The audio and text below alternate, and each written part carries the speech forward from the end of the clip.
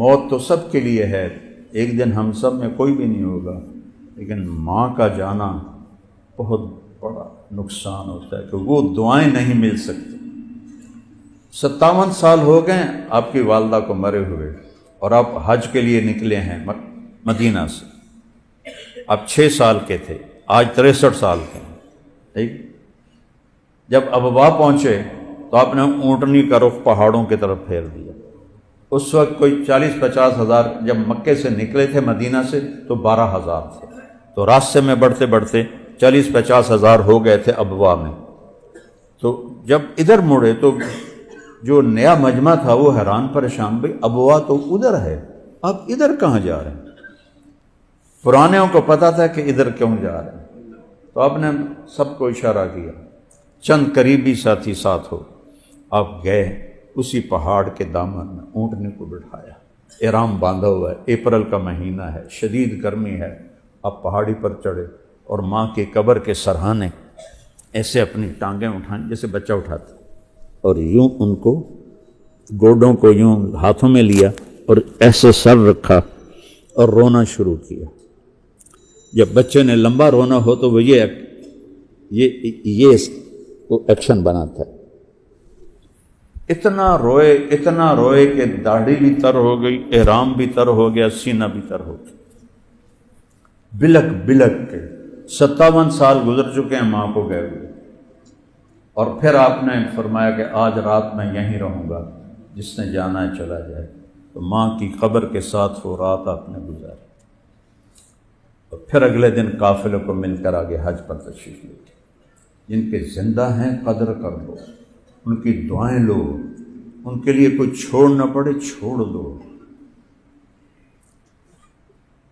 آپ نے فرمایا والد تمہارا جنت کا سب سے بڑا دروازہ ہے، اگر توڑ دو گے تو جنت سے محروم ہو جاؤ، کھولو گے تو جنت استقبال کرے گی۔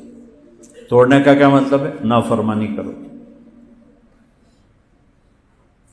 میں نے ایک نوجوان کو سنا، اپنی آنکھوں سے دیکھا، اپنے کانوں سے سنا، اپنے باپ سے کہہ رہا تھا تو میرے واسطے آج تک بنایا کی؟ جب تو چھوٹا سا تھا تو تجھے پالا کس نے تھا؟ تو تجھے یہاں تک پروان چڑھانے میں کس کا ہاتھ تھا؟ تو اولادیں باپ کو کہتی ہیں تو میرے واسطے کیتا کی۔ 15 سال کے بعد والدین کی ذمہ داری ختم ہو جاتی ہے، جاؤ خود کماؤ، بالغ ہونے کے بعد۔ تو ماں چلی گئی نا، اب واپس نہیں آ سکتی، یہ رشتہ تو خلا ہے، باپ چلا گیا واپس نہیں آئے گا۔ تو اگر اللہ نے آپ کو زندگی دی ہے اور آپ کی زندگی میں دنیا سے جاتے ہیں تو جتنا وقت ملتا ہے ان کی دعائیں لے لو، وہ چلے جائیں تو ان کے لیے ایصال ثواب رکھو۔ 1988 میں میرے والد فوت ہوئے، 2001 میں میری والدہ فوت ہوئی، میں 20 نفل ان کے لیے پڑھتا ہوں، الٹا ہوں سیدھا ہوں، ہاں زیادہ سفر زیادہ تھکن ہو تو پھر 20 سے کم کر دیتا ہوں۔ میں 20,000 نفل بھی پڑھوں روزانہ تو بھی میں ان کی ایک رات کا حق نہیں ادا کر سکتا۔ عبید اللہ بن عمیر کے پاس ایک شخص آیا کہ حضور میں نے اپنی ماں کو خراسان، یہ ایران میں ہے، اپنے کمر پہ بٹھایا اور پیدل مکے پہنچا ہوں اور پیدل سارا حج کرایا ہے، میں نے ماں کا حق ادا کر دیا۔ ان کا ولا طلقۃ واحدہ، طلقہ کہتے ہیں جب عورت کو بچہ پیدا ہونے کی دردیں لگتی ہیں نا تو وہ لہروں کی طرح آتی ہیں، ایک لہر آتی ہے اس پر وہ چیختی ہے چلاتی، پھر وہ لہر تھم جاتی ہے، پھر تھوڑی دیر بعد دوسری لہر آتی ہے۔ کئی عورتوں کو گھنٹوں یہ دردیں لگی رہتی، دن گزر جاتا ہے دردوں میں تڑپتے تڑپتے تڑپتے۔